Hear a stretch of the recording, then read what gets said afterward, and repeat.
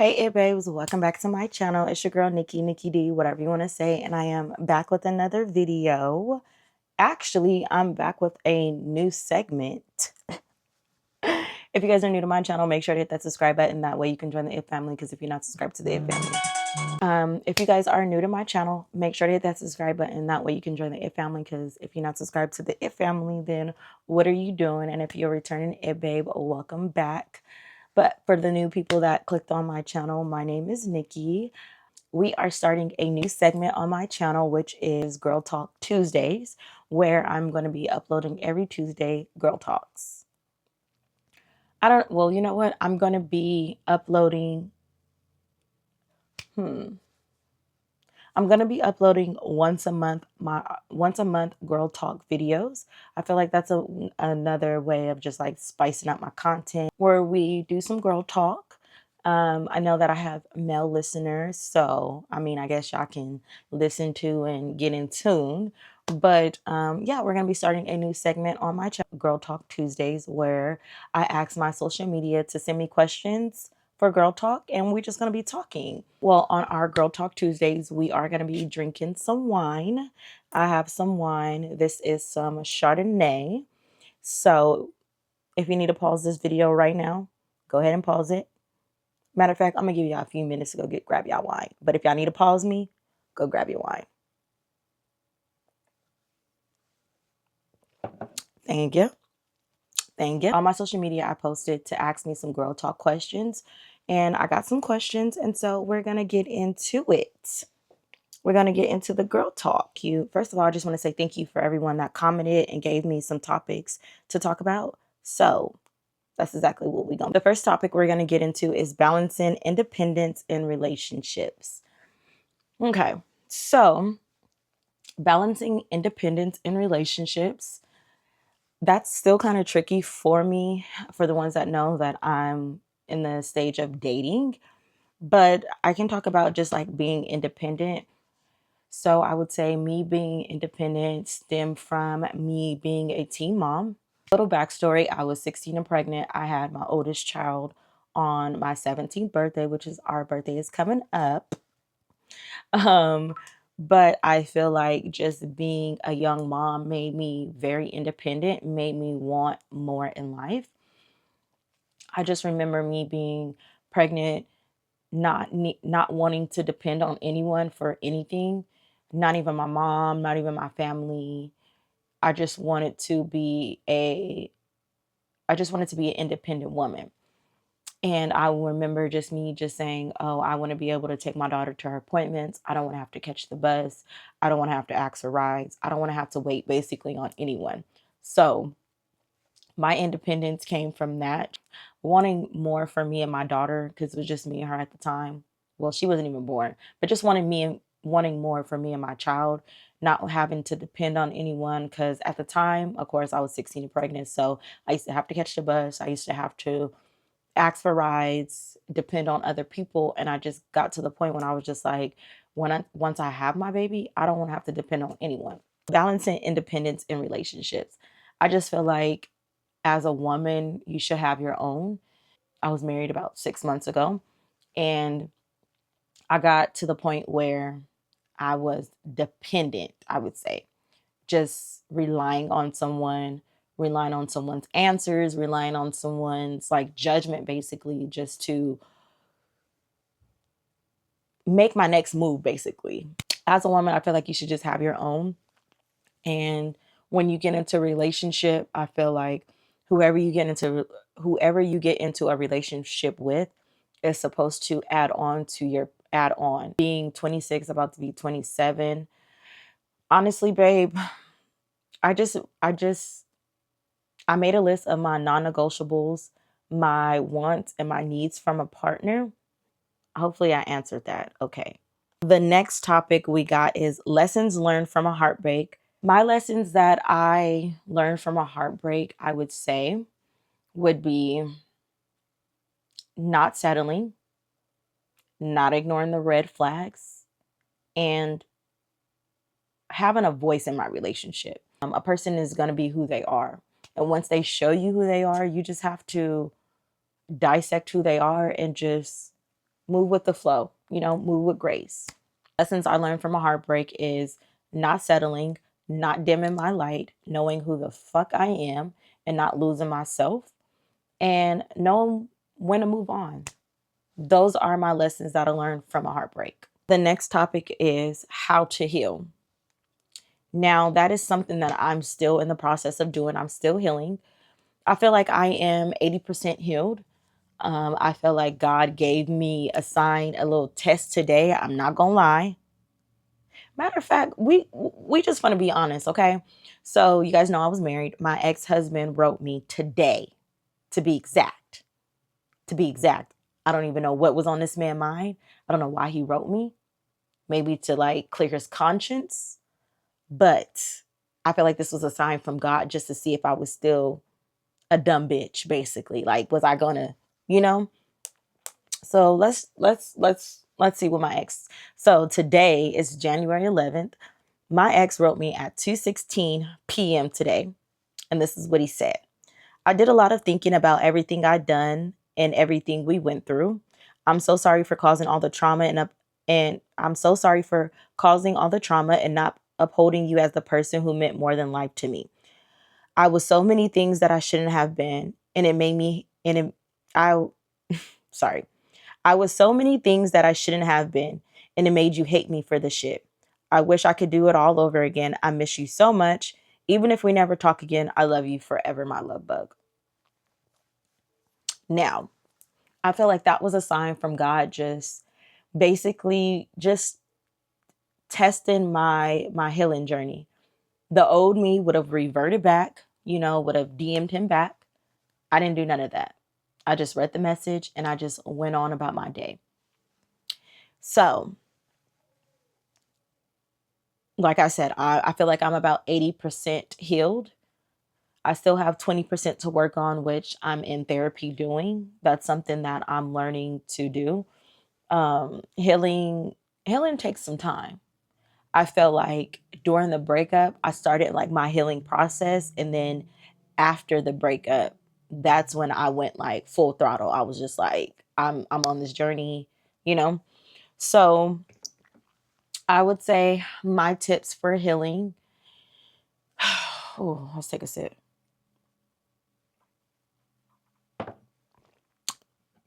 Let's take another sip. I'm just going to give you guys I can't even really give you tips. I can just only say what I did. I was married for 4 years. 4 years was very rocky, very rocky. Breakup to make up, breakup to make up, infidelity, not even just on his side. It was on my side as well, because one thing about me, get my lick back. If you're in a relationship and you know that it's not the relationship you should be in, if you don't see yourself being forever with this person, my first tip is take as much as you take as much until you can't take it anymore. Much as you can't take anymore. I felt like that was one of the things that helped me. I felt like once I left my situation, I had enough, that there was no more damage that can be done. There was no more heartbreak. I felt like I got my heart broke so many times in that relationship. So once I did leave, I left with knowing that I made the right decisions. Deal with that person until you basically hate that person, because you don't want to break up with a person and then later on in life, like as you guys see, my ex just wrote me. If I wasn't healed and if I didn't take as much as I could, I would have reverted back. They're always going to test you. Not to A man always is. One thing I learned about a man is always going to test you. A man is always going to basically see if you still that same dumb bitch. A nigga love having a revolving door. Let's just be honest. I learned that from firsthand. You guys, with my ex, he had a dumb bitch. He still has a dumb bitch. I'm pretty sure she's still the dumb bitch. I'm just calling it. I'm just calling it. He was so used to having someone that was always gonna be there no matter what he did. Remind you, this man then got married on his ex. This man then did X, Y, and Z and still had a revolving door. So, ladies, you do not want to be a revolving door. So you want to take as much as you can take until you can't take it no more. So once you reach that point, you know that you're never going back. And that was like that was my MO. I took as much as I could take until I couldn't take it anymore. So that would be my first healing step, is take as much as you can, until you can't take it no more, because you don't want to revert back. You don't want to be on your healing journey and you get a test and you revert back because you didn't get it all out of your system. So get it all out of your system until you can't take it no more. My next tip, once you take as much as you can't take no more. My second tip, go no contact. When I say no contact, I mean no contact. Okay?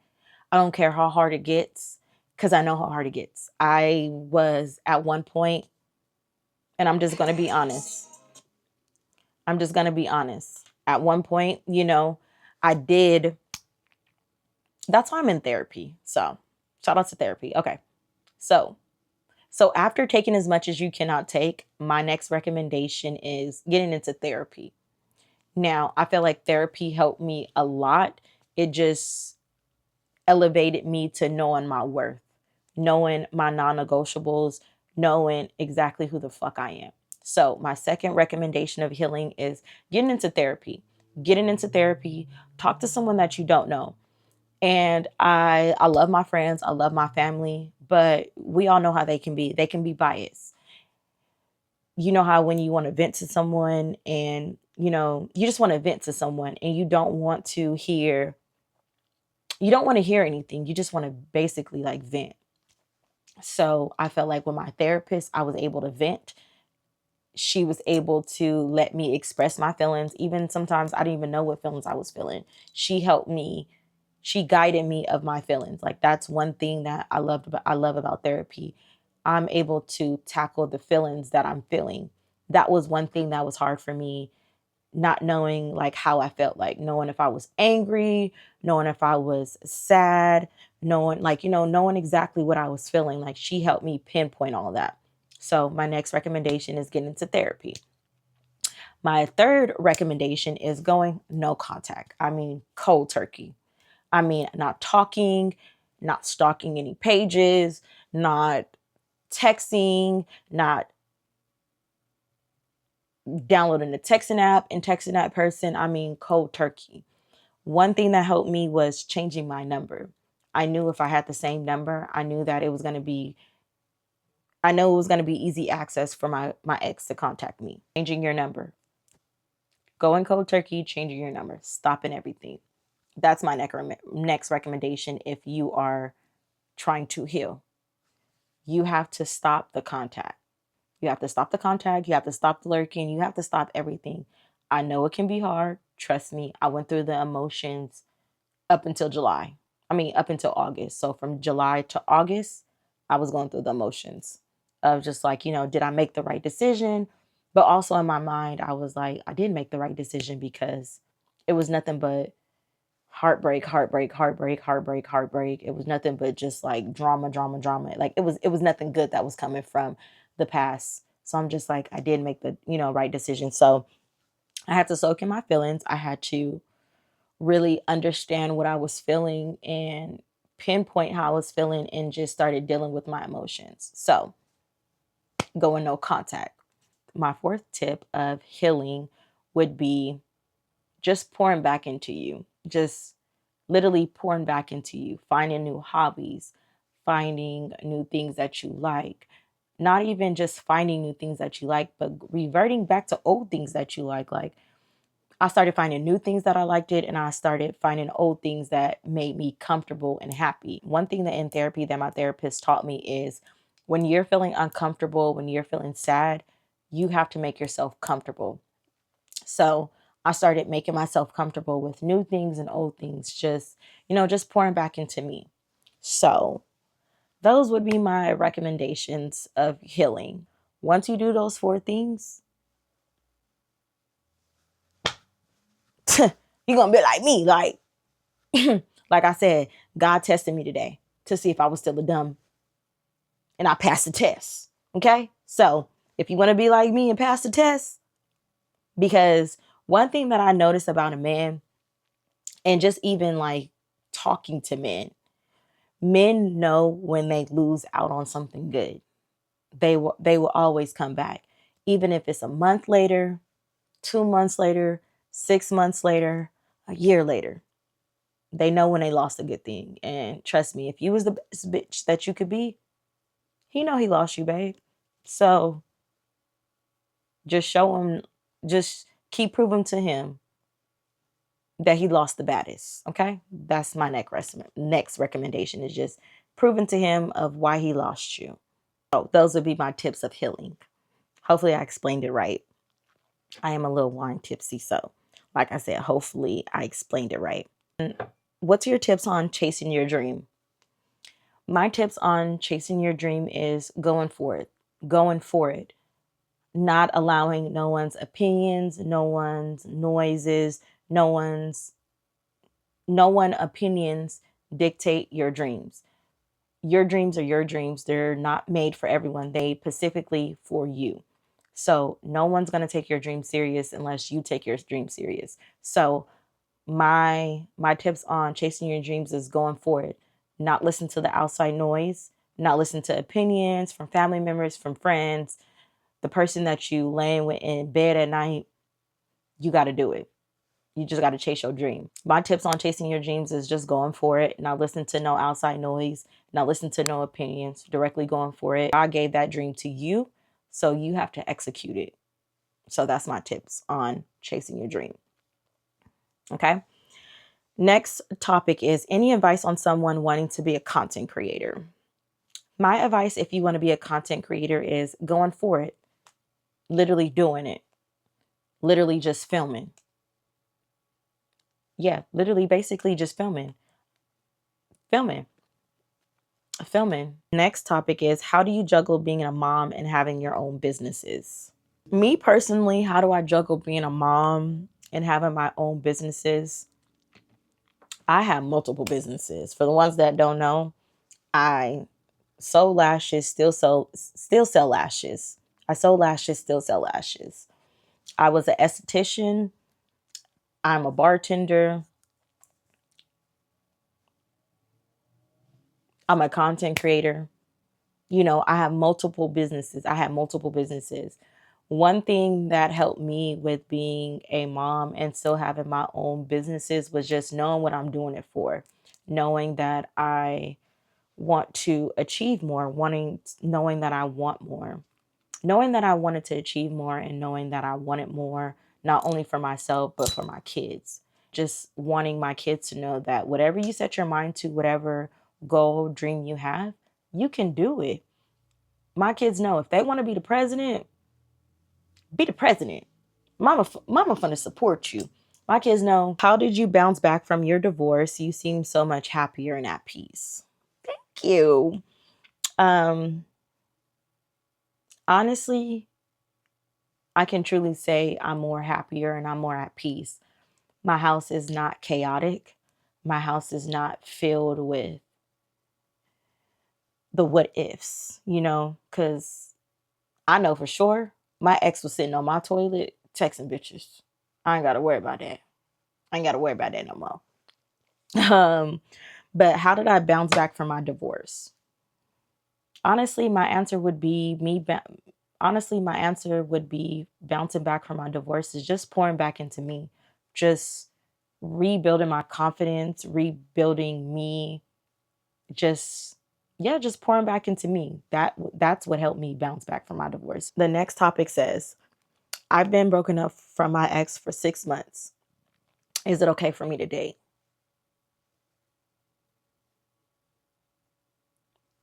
If you want to be honest, babe, depending how the relationship ended, yes, it's okay for you to date.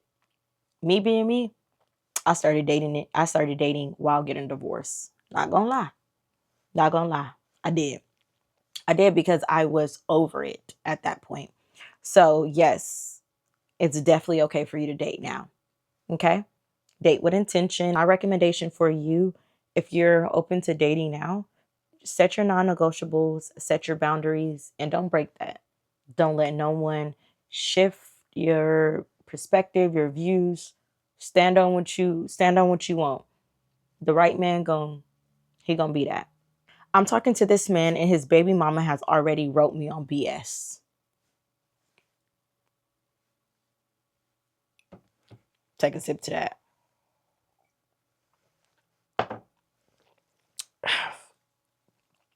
Now, personally, I'm a woman. I'm just be honest.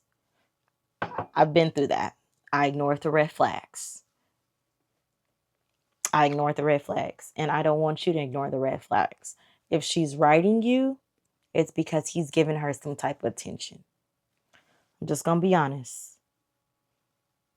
I know sometimes we don't like being honest with ourselves, but if she's writing you about her baby daddy and y'all just started talking from personal experience, he's still dealing with her. And let her have her baby daddy. If she want to tussle over her baby daddy, let her have her baby daddy. Let her have him. Let him have him. Let her have him. Let her have him. Let her have him. Let her have him. Personal experience, me just, like I said, me giving my personal experience, it's not worth it. Let her have her baby daddy. That's God letting you right now. That's God letting you know right now. He not the one. Okay? Because there's no way that she should be writing you. Especially if y'all just started talking. Why are you writing me? Let's be honest. Why are you writing me? Why is she writing you? You just really have to sit and think. How does she even know he's talking to you? Not saying y'all got to be a secret, but especially if y'all just started talking, babe, let her have him. Let her have him. Let her have him. Okay. Next topic is dating while being a parent. Dating while being a parent, that can definitely be hard. That can definitely be challenging, especially if you're a single mother like I am. You have to juggle between being a mom and also dating. Most people that I date know that I have kids. They know that I'm an active mom. They know that I'm in my kids' life full time. 25/8, not 24/7, 25/8. So I just feel like you have to date with intention, and you just basically have to know the person that you're dating, and they have to be understanding of your time and your presence. With that being said, they understand that you cannot always jump up and see them. They understand that, they might want to do something on this particular day. You might not have a babysitter. You just have to date people that understand that you're a mom, or that you're a parent. Because the person that wrote me is a girl, so they have to understand that you're a mom. So my advice on dating while being a parent is just being straightforward, letting them know like your time is very valuable. You might not be able to do everything that they want to do. And they just have to be understanding. Next topic is moving on from an ex. Moving on from an ex can definitely be hard, but it's only hard if you make it, especially if you know that the relationship didn't serve you no purpose. I feel like that should just give you the confidence of moving on. I don't know if you guys have been cheated on, but I have been. Also, I've done the cheating, but that's neither here or there. But if you're someone that has got cheated on,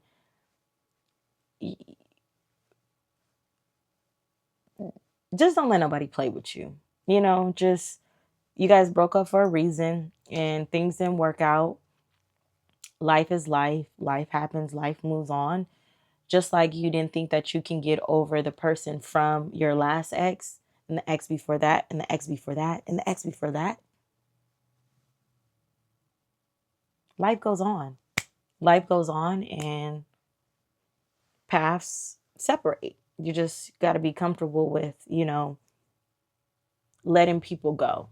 You just got to let them go, babe. You got to let them go for yourself, not even for them. You have to let people go for yourself, for your inner healing, knowing what does not serve you. So, you just got to move on. That's my advice. Moving on from an ex, just let it go. Knowing when it's time just to call it quits and just let it go.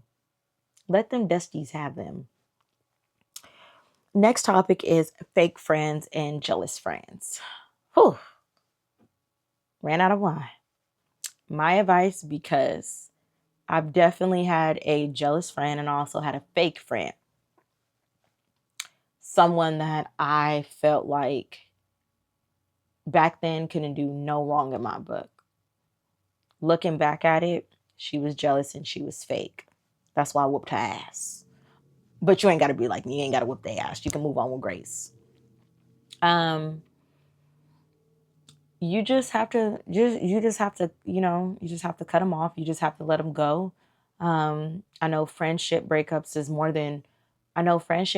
are harder than actual real breakups. Not getting into depth too much, but one of my ex closest friends, she was very jealous and she was also a fake friend. And it took me some time to realize it. There was definitely signs that I was ignoring until I couldn't ignore it no more, until I had to whoop her ass. Okay? Don't be like me. You just have to let them be. You just have to cut them off, especially if especially if you feel in some type of way, if you feel like your friend is jealous and that they're fake, you're not feeling that for no reason. You got to cut them off. Next topic is what makes you feel most confident about yourself? What makes me feel the most confidence about myself is just knowing that I was gonna say something arrogant. Just knowing that I'm not that girl. I'm knowing that I'm that girl. But what makes me feel the most confidence about myself is just waking up every day and just showing up for myself. Knowing that no one's gonna show up for me. No one's gonna handle my bills. No one's gonna give me what I want. No one's gonna give me what I want and what I need in life. So just showing up for myself. So that is what gives me the most confidence within myself, is just knowing I have to show up for myself, knowing I have to be that girl for myself, knowing that, yeah, that's what gives me the most confidence. Next topic is compliments you secretly love hearing. Compliments that I love. Well, there's only one compliment that I love hearing, that I smell good. I love someone telling me that I smell good. Like someone hugging me and just be like, you smell good. Like, not even to toot my own horn, but not even to toot my own horn, but it's been multiple people that just be like, you smell good. Not even you taste good, if you know what I mean, but you smell good. Like, I just smell you. I still smell you. I love that compliment. Love that compliment. That just makes the panties wet. Let's be honest. That makes my panties wet. Because little habits you have that people find cute. I feel little habits that people find cute about myself is that I care about myself within like the way that I look, the way that I dress, the way that I come off. So I would say little habits that people find cute is the way that I carry myself, the way that I feel about myself, and just my aura. Next topic is the kind of attention you enjoy: verbal praise or verbal praise, quality time. The kind of attention that I enjoy would be quality time. I love quality time. We can be literally doing nothing. You could be playing a game. You could be watching a game. You can be playing a game or watching a game. of sports and me just laying next to you and just on my phone watching YouTube videos, just doing something on my social media. That's my type of quality of time. Like, we don't literally have to do anything. We can just be comfortable and content with our own selves and just enjoying what we like doing and just being around each other. Next topic is things that make you feel safe and appreciated. Things that make me feel safe and appreciated is small things. Flowers. I love flowers. I feel like if you love me, you like me, you're going to get me flowers. Another thing that makes me feel appreciated is just saying thank you. Sending me a random text, just saying, I'm thinking about you, or thank you for this. Just saying thank you. Next topic is, how do you like to be reassured when you're stressed? How do I like to be reassured when I'm stressed? A person that can help me figure out my problems, even if it's big, even if it's small. Just help me figure out my problems. That's how I can feel reassured with. That sums up our first girl talk. Shout out to everyone that wrote me questions and participated in our first girl talk. And this is only the beginning. So, as always, make sure to like, subscribe, and comment if you haven't already. Make sure to thumbs up this video. Hit that post bell notification. That way you're notified every time I post another video. And I will see you guys at our next month girl talk. And comment down below if you guys have some girl talk questions that you guys want me to get into. I will see you guys in my next video.